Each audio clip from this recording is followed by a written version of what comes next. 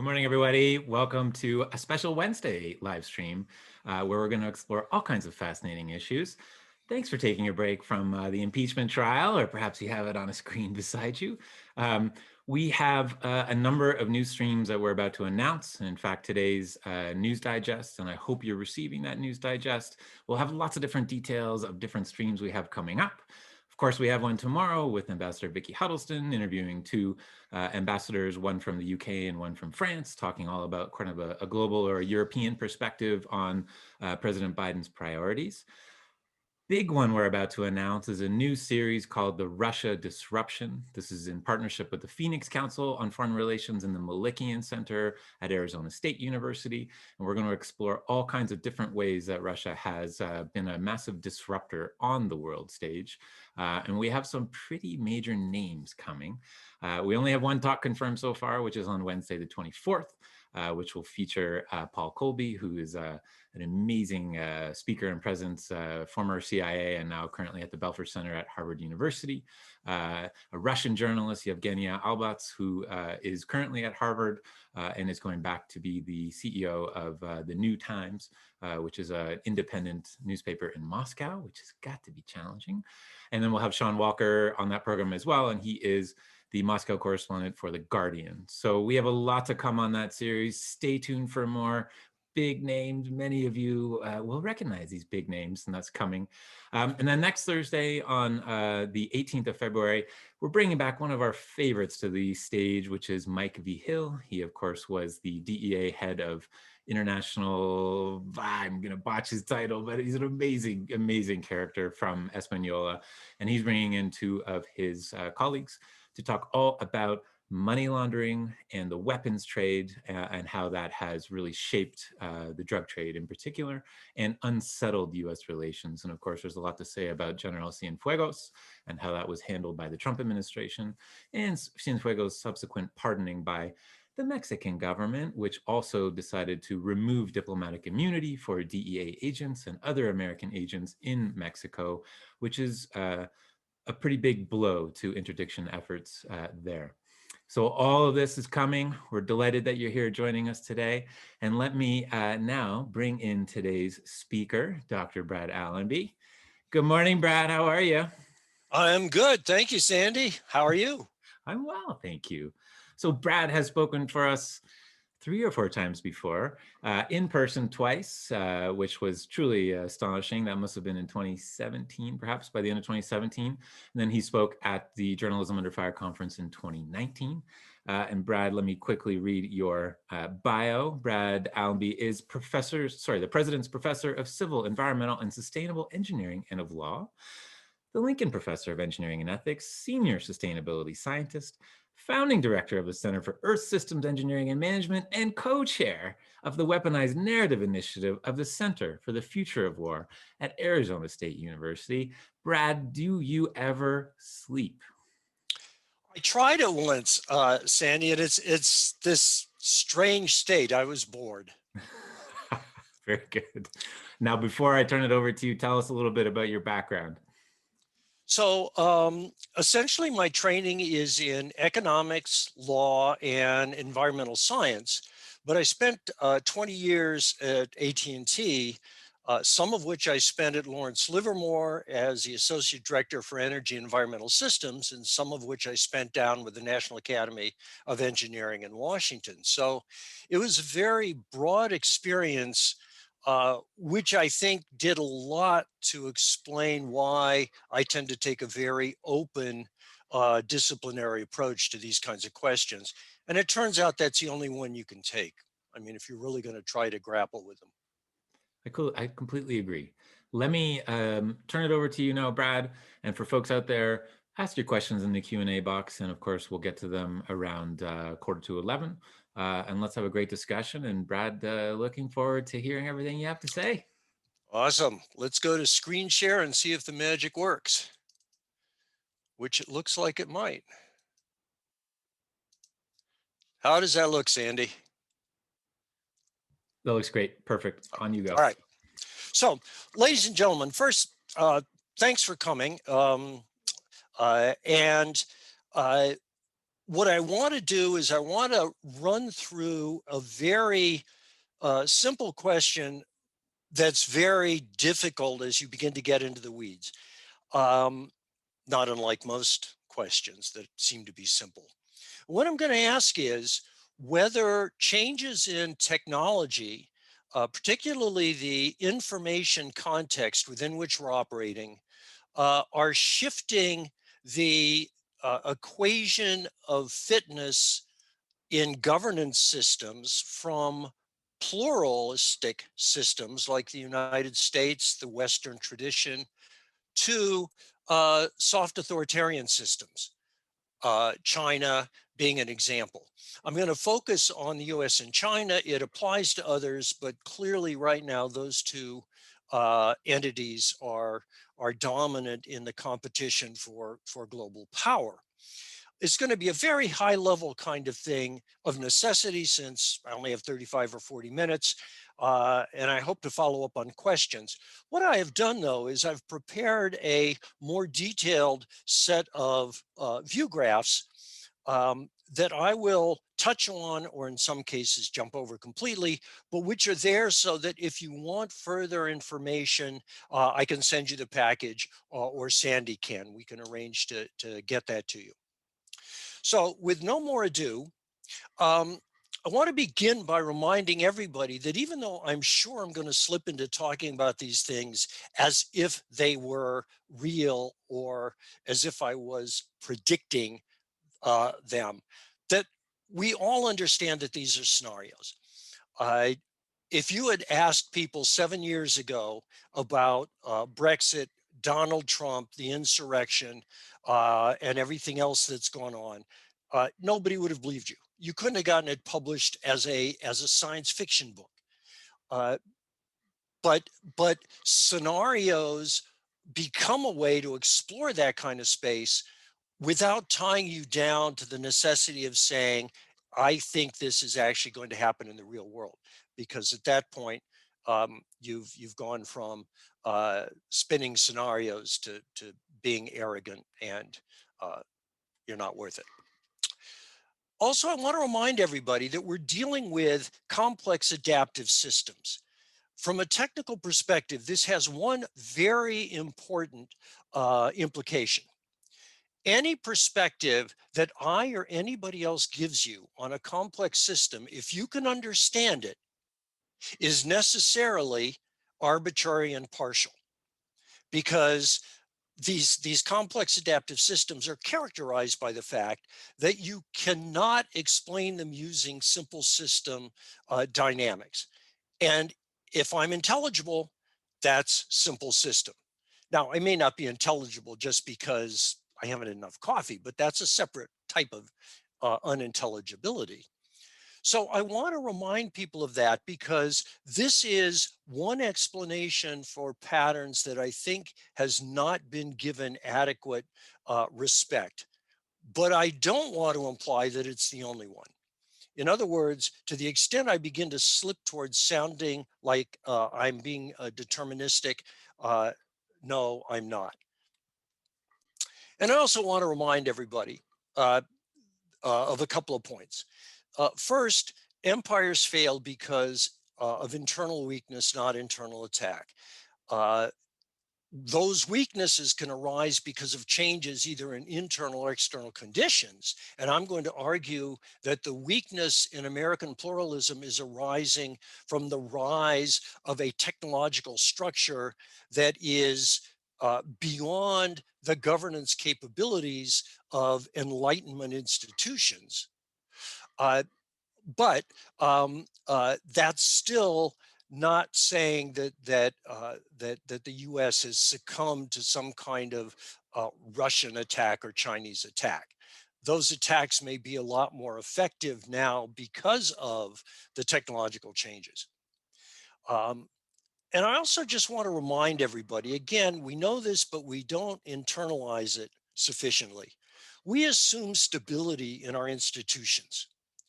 The one thing we know is that that's a bad assumption.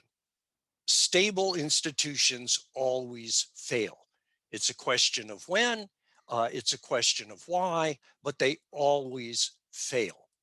So it becomes at some point an interesting question as to whether or not this particular set of issues that we find ourselves faced with is in fact sufficient to cause a fundamental instability in our institutions and in ourselves, dear Brutus. Um, uh, and if that's the case, where we go from here. Also, it's important to remember that when you're at a tipping point in history, it's very difficult to develop scenarios that are adequate to explore the dimensions of the possible changes, but don't verge on freaky conspiracy theories. Particularly these days, that's hard. All right, so a couple of main points. First, institutions, individuals, governance systems, cultures themselves are many, many things. But one thing that they all are is information sensing and processing mechanisms. They are forms of cognition writ large.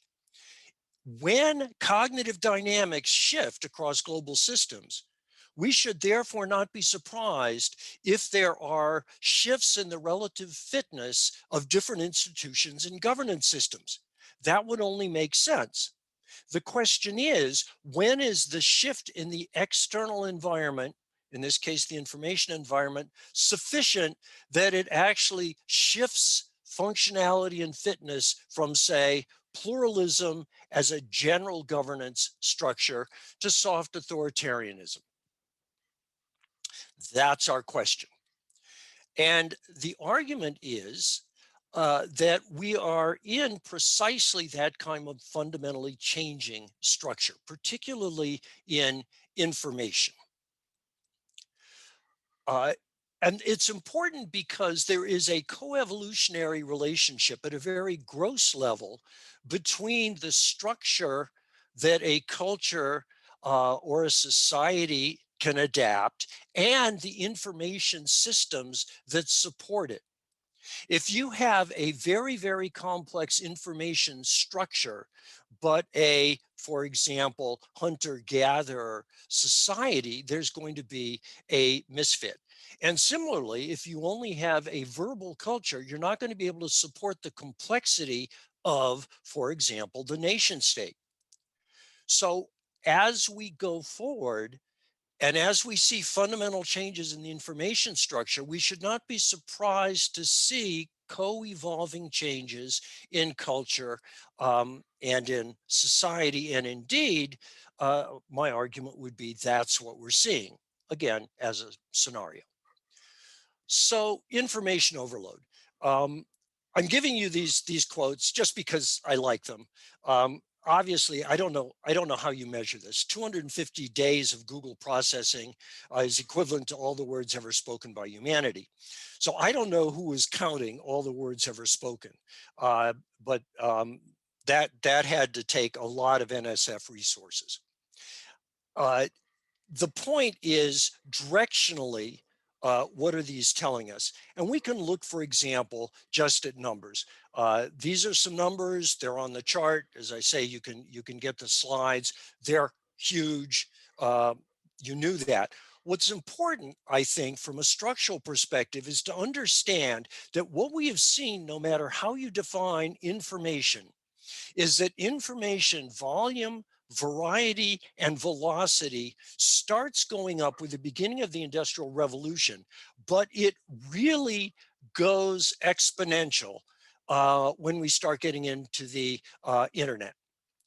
Now, the thing that you ought to think about as soon as you see a chart like this is all of our institutions, all of our psychology, all of our educational structure is going to be predicated on that very slow sloping start to the S curve. It's called an S curve because eventually the curve tops off and it looks like an S. So we are used to in very profound ways, and our implicit assumptions embody the idea that we're looking at very slow fairly linear change. What that means is when we hit that exponential, we lose it, to use a term of art. That's particularly true because what we think about in terms of our uh, in terms of the way we parse these systems is we think about specific technologies like 5G, or we think about specific companies like Facebook. What we don't tend to think about is the fact that we are in essence creating a cognitive ecosystem, that everything becomes connected in ways that begins to look very much like the way the human body manages information, first at the physical level and then in layers in the brain. We're building out a cognitive structure that is increasingly interconnected, that is increasingly enabled by AI, both on the edge and internally.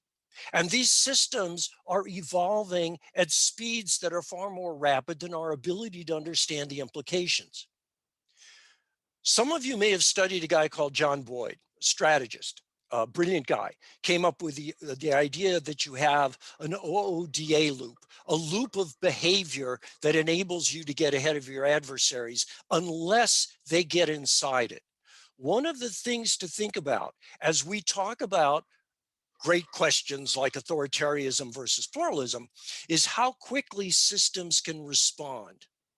Authoritarianism historically has been slow to respond. Query whether that's still the case. Some of the implications of this.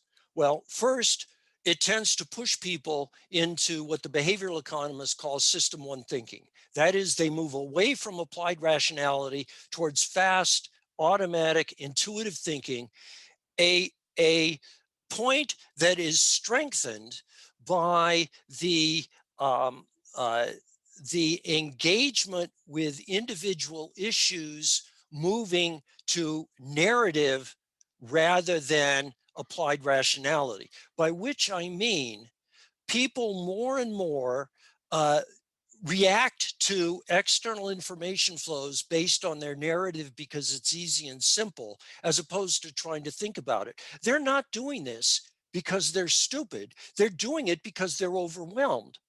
Ladies and gentlemen, we are low bandwidth creatures in a high bandwidth world. And what we're trying to do when we do things like buy into QAnon and other craziness is we're trying to protect ourselves. That leads to the tribalism that we see today.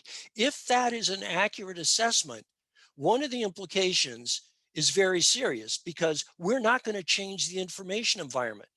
So the implication is we'd better learn to live with tribalism in a way that we've never had to before because it's here to stay. Finally, we're going to talk a little bit, and I'm not going to talk too much, as Sandy mentioned, you got a lot of stuff coming up on this, about what the Russians did in 2016, and as a result, what everybody from the alt-right to the alt-left has learned how to do, and that is to weaponize narrative, to undermine individual psychologies in such a way that people are inclined to behave the way you want them to without knowing it. What the Soviets used to call reflexive control, they couldn't do it then because the technology and our knowledge of psychology wasn't good enough. We can do it now. That becomes part of the puzzle. All right, so I'm going to look at three things really quickly in the next couple of minutes. First, free speech. Secondly, the social credit system. And third, weaponized narrative. And I'm looking at these because they each address case studies of what happens in the cognitive ecosystem to institutions and individuals who are designed for a low bandwidth world who suddenly find themselves overwhelmed by information flows. Free speech, it's just going to be an example of how things have shifted. I think you'll be familiar with that to some extent. Social credit system is an example of a cognitive ecosystem suite of technologies that may be giving soft authoritarianism a significant fitness advantage over pluralistic systems. And weaponized narrative is important because as we develop that capability to move people in ways that they don't, where they don't understand that we're moving them instead of themselves, that undermines the assumption, uh, first, of the primacy of the individual, because the individual is now simply a design space. And secondly, the primacy of the citizen, which underlies many forms of pluralism. All right, so think about free speech.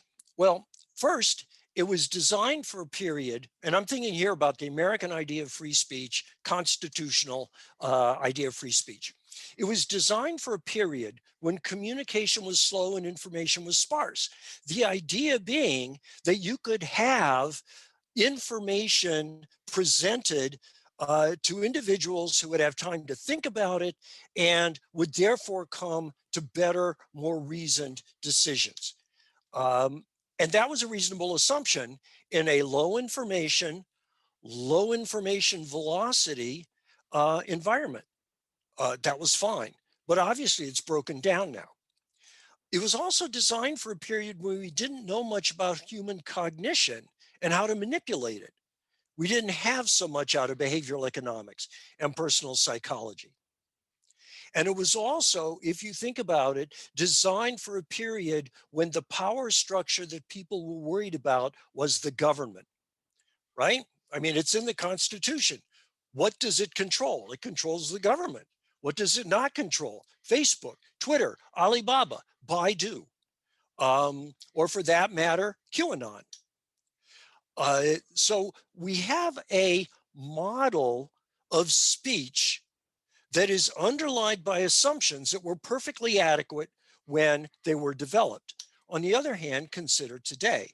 If you can't get on social media, you really don't have freedom of speech. You can go out in your yard and yell all you want. Nobody cares. You get on Twitter and it's a different thing.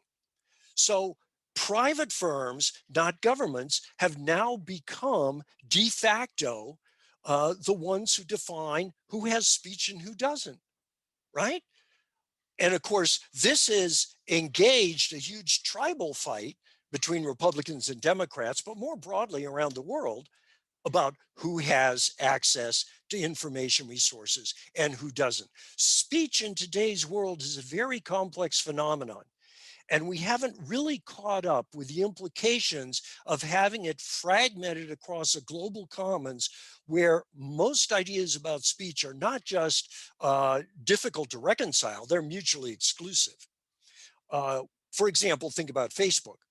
One of the interesting things about Facebook is that Facebook has 80 million more subscribers in India than it does in the United States. And yet the United States is trying to impose its idea about speech on Facebook.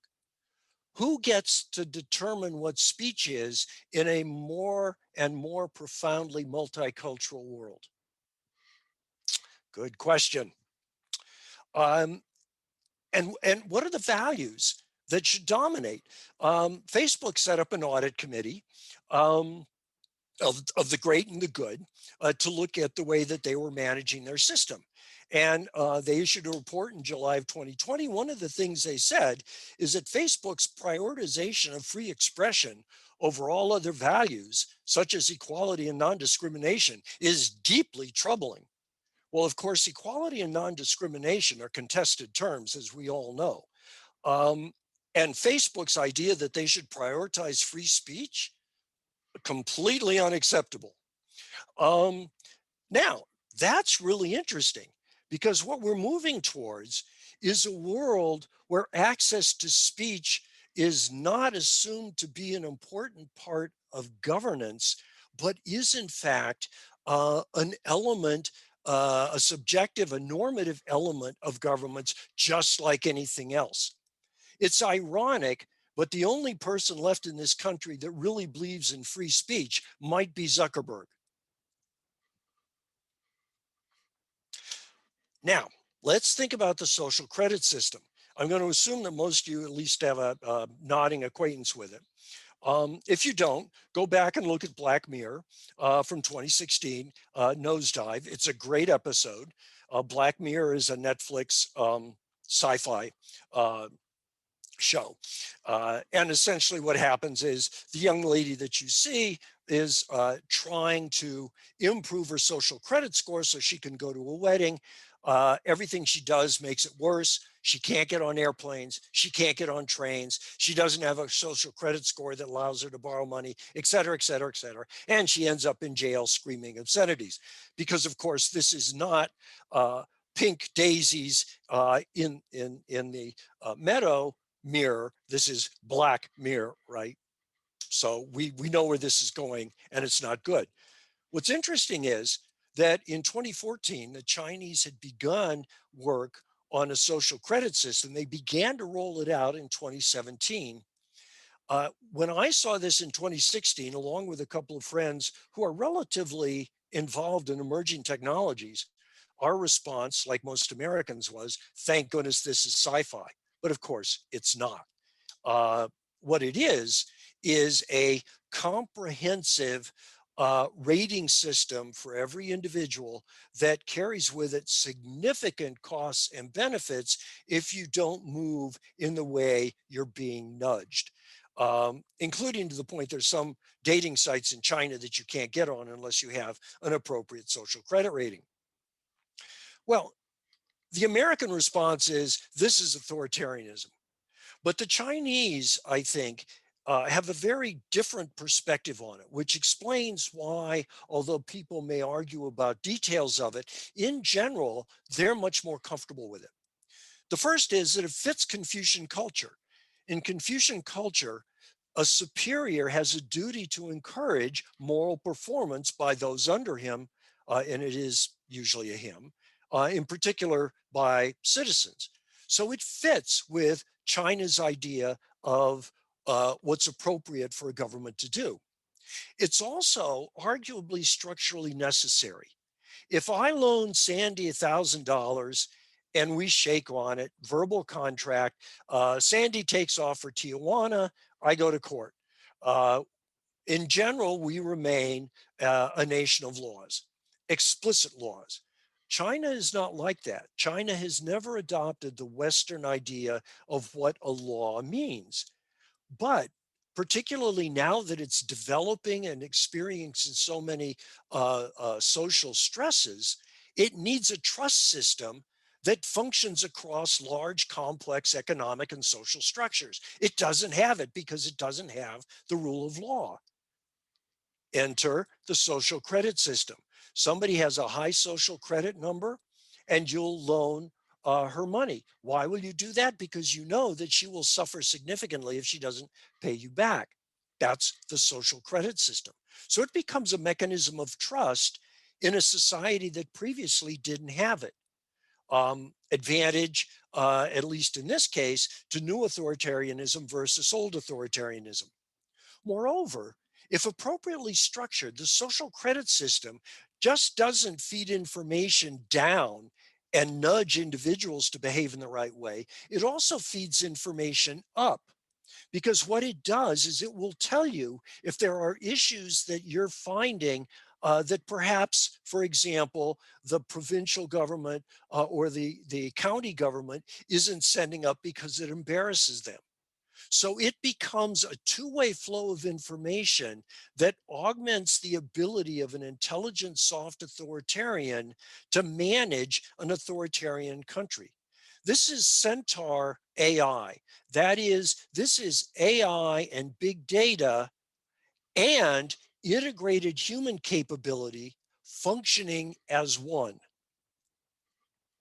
And if it is done well, it could be a very, very powerful governance mechanism.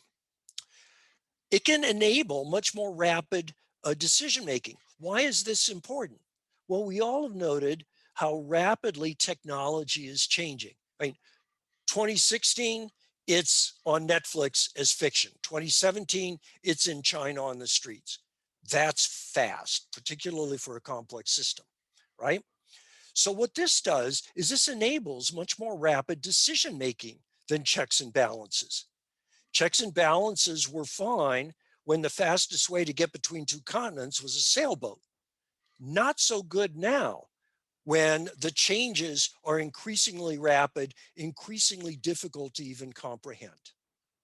And you can develop, if you do it right, and there's no indication that China will necessarily do it right, but if you do it right, the social credit system can become a reflexive governance system that combines the best of legitimacy from the bottom up, because it will tell the authoritarian ruler when he or she is doing something unacceptable or dangerous or possibly destabilizing, and down, because it will modify the behavior of the individuals.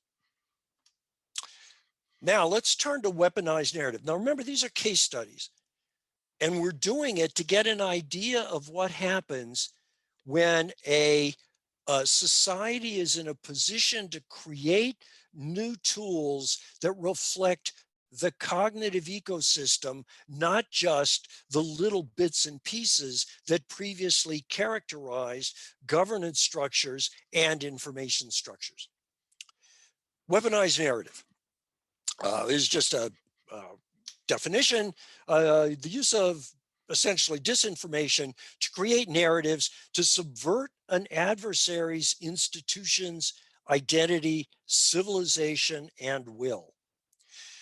Now, it's important to remember when we talk about the technology that it isn't just the technology. It's that smart people are trying to use the technology against you. It isn't just that people are confused. It is that adversaries, domestic and foreign, have an interest in keeping people confused and angry. To overlook the role of adversaries and competition in this system is to make a fundamental mistake about the nature of the system.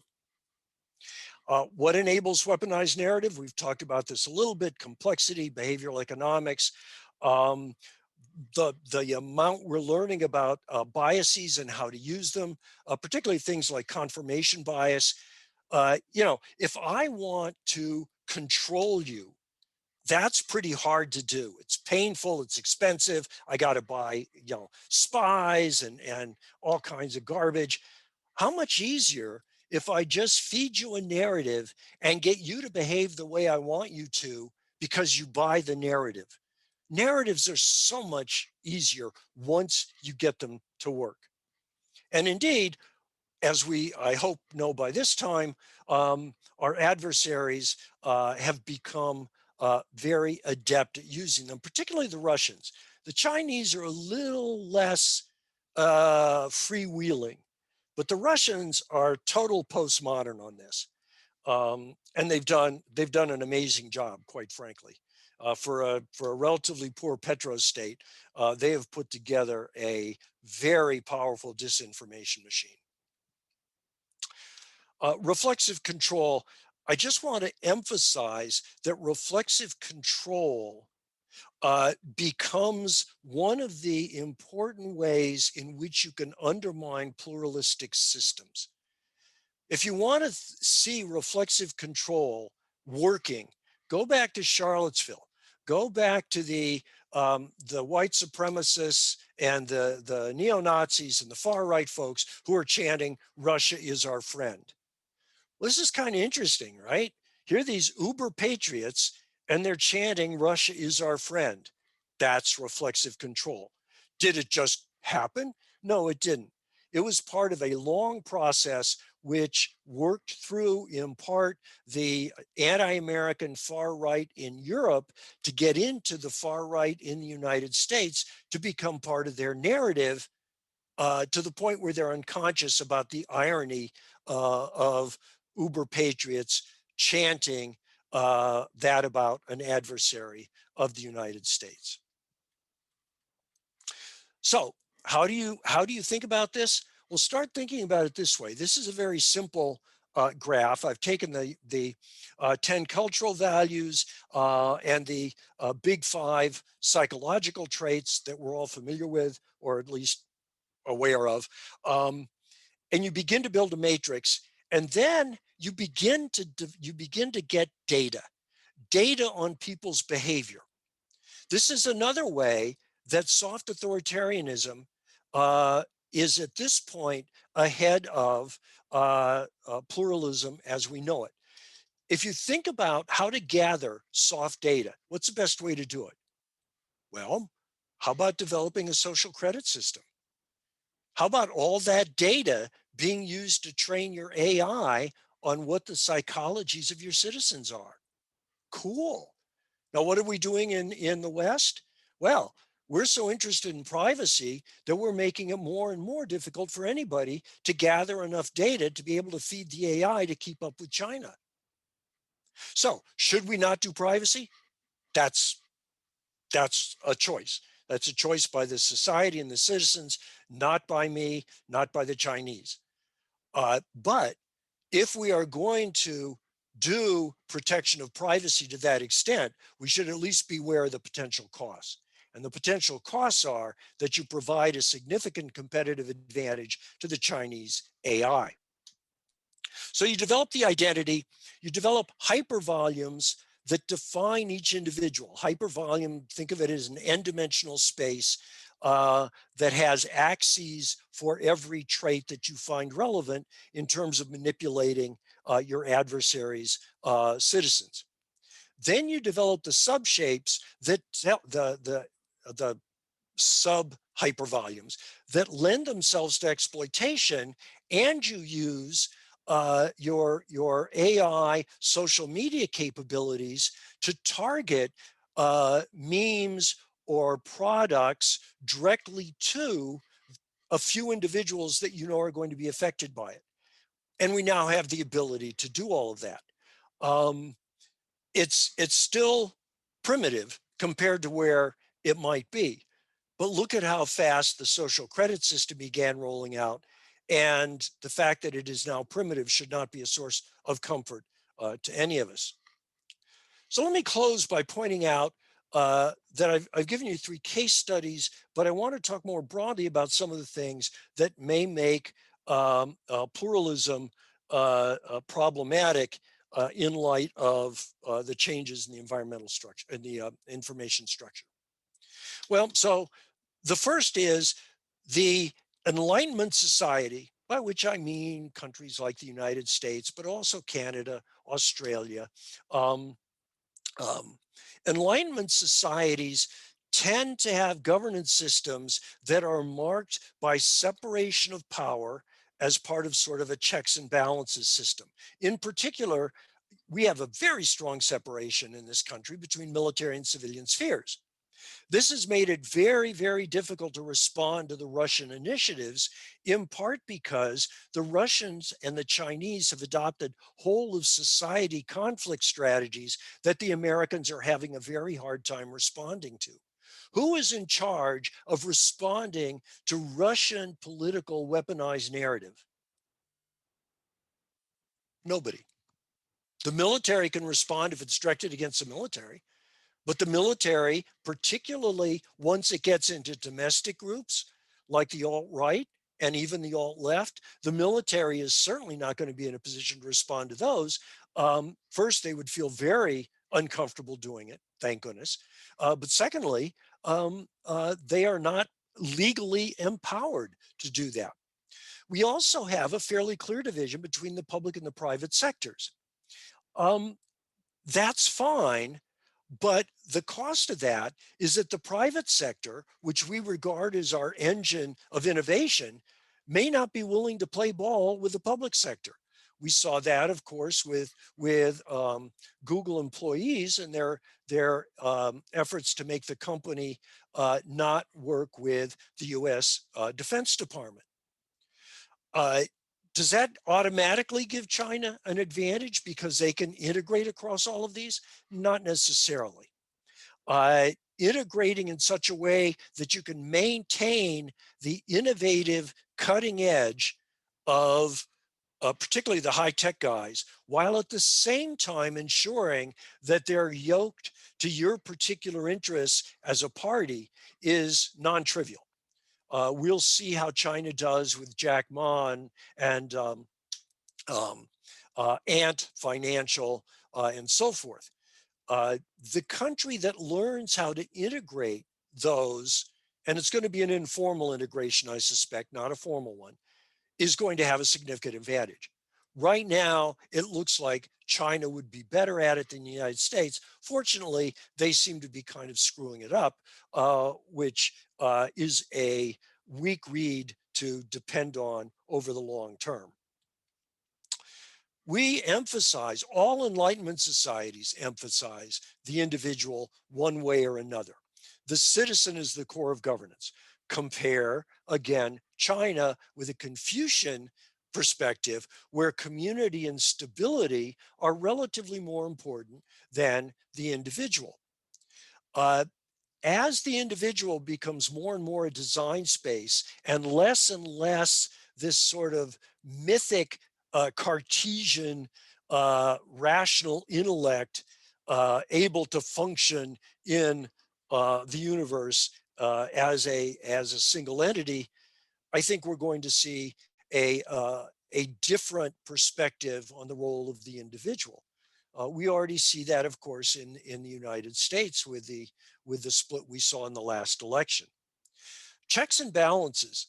By and large, checks and balances have been regarded as a good thing. They provided us with political stability and certainly encouraged a country which has been able to solve a great many complex challenges. The problem is that the cycle time of checks and balances is very long, and it becomes longer as you develop a much more tribal culture with a lot less of an overarching, integrating social narrative, which we've almost lost in the United States. So what you have is you have a system that is causing your processes to get longer and longer just when the world is moving faster and faster, particularly on technology challenges. Um, and so that becomes a problem. It's also complicated by the fact that implicitly pluralism was supported by the world order that came into being after World War II in particular. The Westphalian system, as we all know, 1648, was a very Western approach to international governance. And it was dominant up until very recently. But now it's failing. And the underlying ethics and morality of it, Western Universalism for short, is also becoming more and more contingent and partial, being rejected by a number of nation states as well as a number of increasingly powerful interest groups. The idea that science is a source of truth is very Western. It also is failing. And what we see in places like the United States, the anti-vax movement, anti-evolution movement, anti-GMO movement, is that science becomes only another normative narrative to be used in as much as it supports your particular tribal position.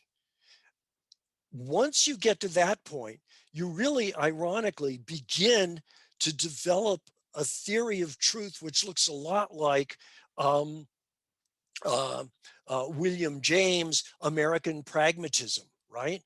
But query whether something that is just pragmatic like that is adequate to support a society with very different tribal structures.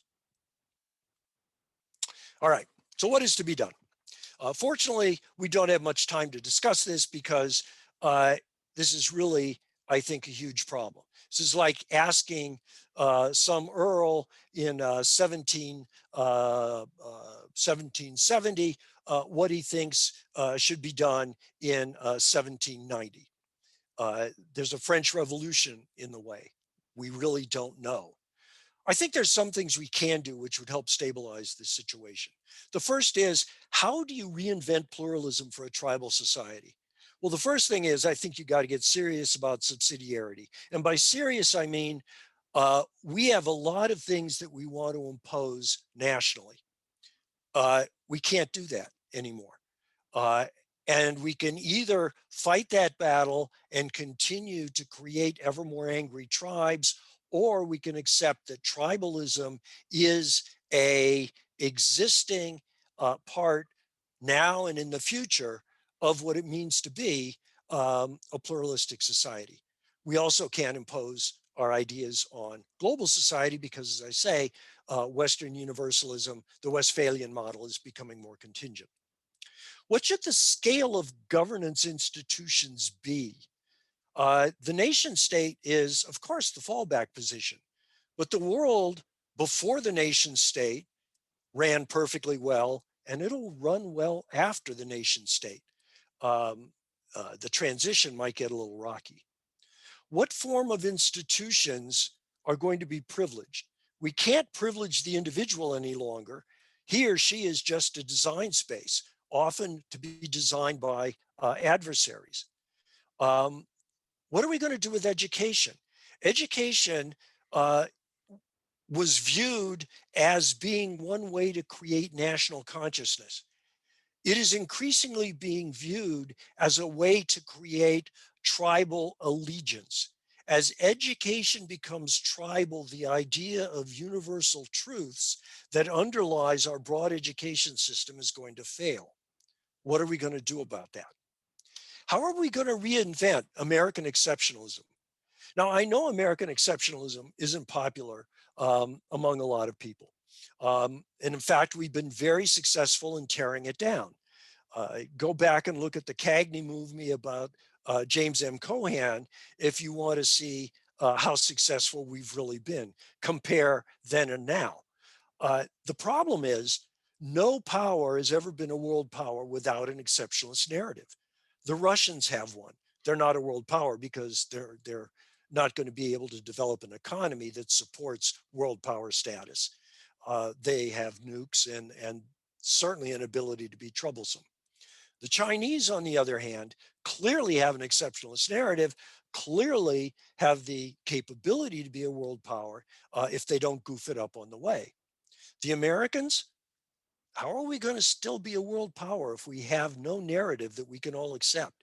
If we become so tribal that all we have is tribal narratives, how do you build a new shining city on the hill? And importantly, as we look at a lot of these, particularly in the medium to longer term, can we understand and use our soft power? Pluralism has an enormous appeal to a lot of people, uh, partially because of its equity and its fairness, which I haven't gotten into. I've been talking more realpolitik. Uh, but we don't use that. The Chinese are getting very adept at figuring out this gap, right? They begin to understand they don't appeal to everybody. So what do? They begin investing in Hollywood. They begin investing in movies. They begin investing in games, game companies. They begin investing in the media structures that create images for people of various countries. Why is it that the bad people in movies are still Nazis? Well, because who are you going to choose, right?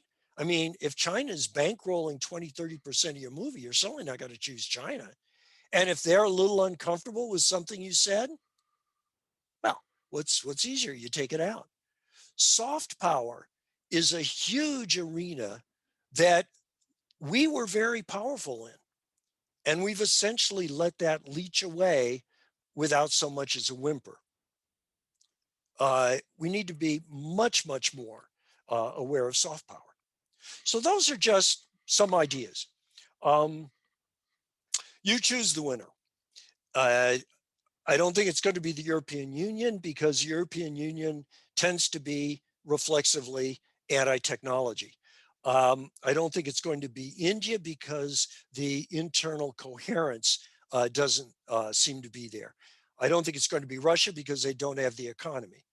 The Americans and the Chinese in the short term, But in the long term, I think we're much more likely to move towards the neo-medieval structure, where you have a lot of different power groups exercising power over different pieces of what used to be um, our social and cultural common space. Thank you. Wow, Brad, you have melted my mind yet again. Um, So we have a couple questions here. I've got a couple questions of my own. And I think the first one I want to ask you is, you know, let's say imagine that Congress invites you to come and talk about amendments or changing the First Amendment. I think your point that, the First Amendment was created in, in the 18th century, and it could not have anticipated the world of today. What specifically do you think we need to look at to ensure that freedom of speech, is something that benefits us as opposed to something that can be weaponized against us or ultimately tear us apart? What can we do? Well, so there's two ways to think about the constitutional structure. One is to work within it and to ask, for example, how would you amend, which you have, how would you amend the First Amendment in order to try to respond to some of these challenges? The second is to look at it from the outside and say, all right, what you have is an ancien regime document in 1789. What are you going to do? And I think we're in the second position. Now, remember, this is scenarios, but I think we're in the second position. I think simply fixing the First Amendment becomes an excuse not to recognize the extent to which the assumptions underneath it have changed fundamentally. And I think what you want to do is you want to accept that the role of the First Amendment is far more limited than we thought it was. And we're going to have to come up with a new way of conceptualizing what freedom of speech means in a world where there is no dominant legal structure. A neo-medieval world where you have conflicting power structures with very different worldviews. It's tribalism all the way down. Well, and that's a segue to another question that I had for you, which is getting your thoughts on QAnon. Obviously, right now we're revisiting what happened on January 6th and the role of QAnon. And QAnon has really been a masterful, entity, if you can even call it that, at marshaling information and presenting a certain narrative.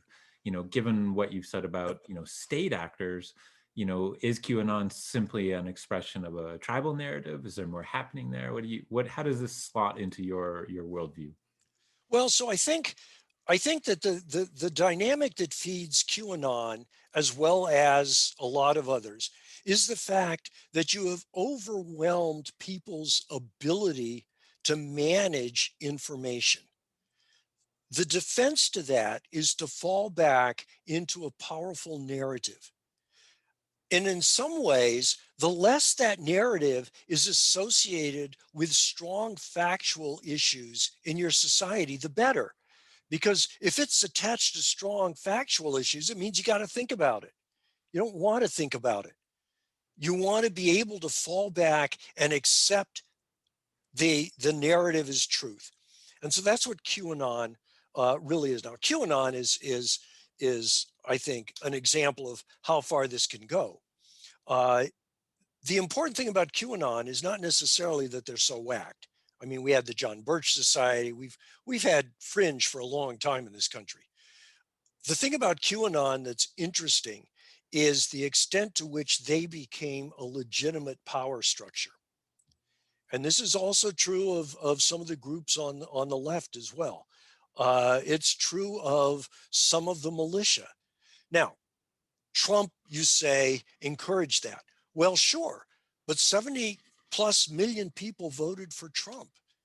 So you have the rise of a tribal society that is more than just political groupings.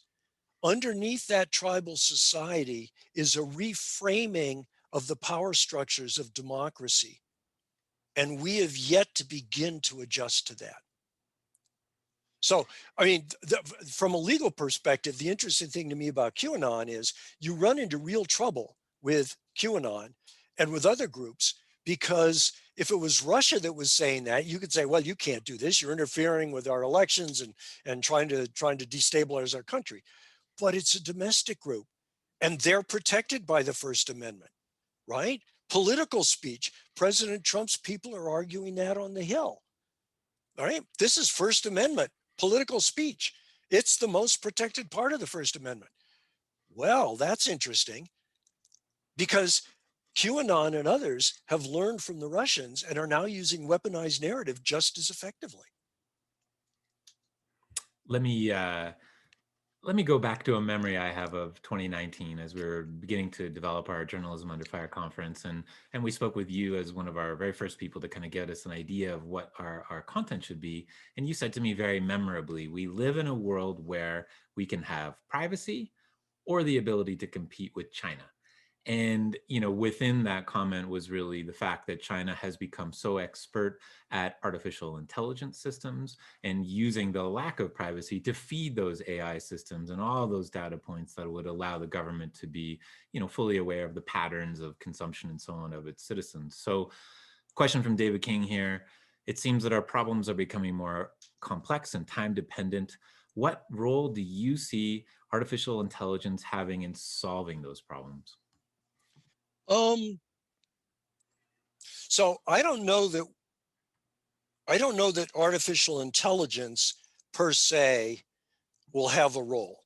I think that the Centaur model might have a role. That is the combination of humans and AI.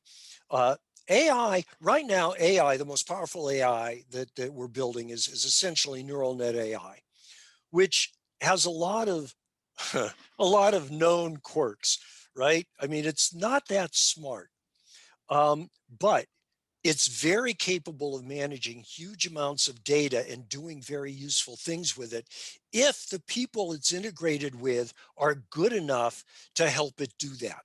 So it's an integrated system. If the Chinese do that right, they're going to have access to far more data than the Europeans or the Americans because we're busy going the privacy route.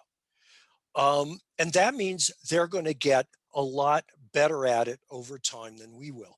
So I stand by my original comment. You can have privacy, or you can give China a big leg up with their AI. Your choice. Let's go to a question now from our friend Neil Schaefer. Hey, Neil. Americans have been defined by Revolutionary War myths learned in elementary school. Is there a better narrative? Scientific and historic facts might be more correct, but the quote, good story seems to always win. Factual stories seem too nuanced for a good yarn. Right. I mean, facts mean nothing unless you control the context. For a case like that, just remember that famous Vietnam photo of the police general in Saigon executing a VC operative during Tet. And that showed up in the Times. It showed him basically executing the guy in real time. Very, very powerful anti-war picture. Was it factual? Absolutely. But the context made that picture what it was. And I think the same thing. Facts are really the lowest common denominator. If you're arguing facts in a tribal context, you're going to lose.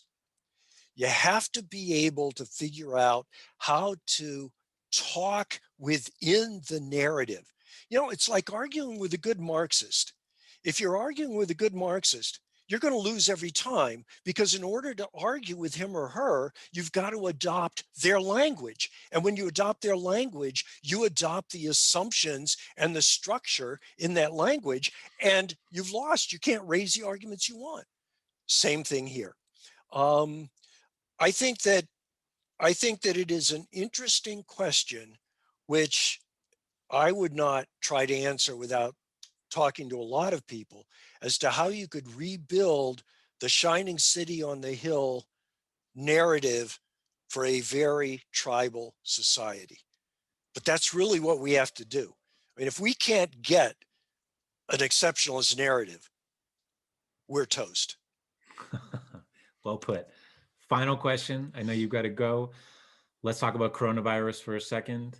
How does the American response to coronavirus kind of slot within your model of what you're talking about, from information to power to narrative and so on?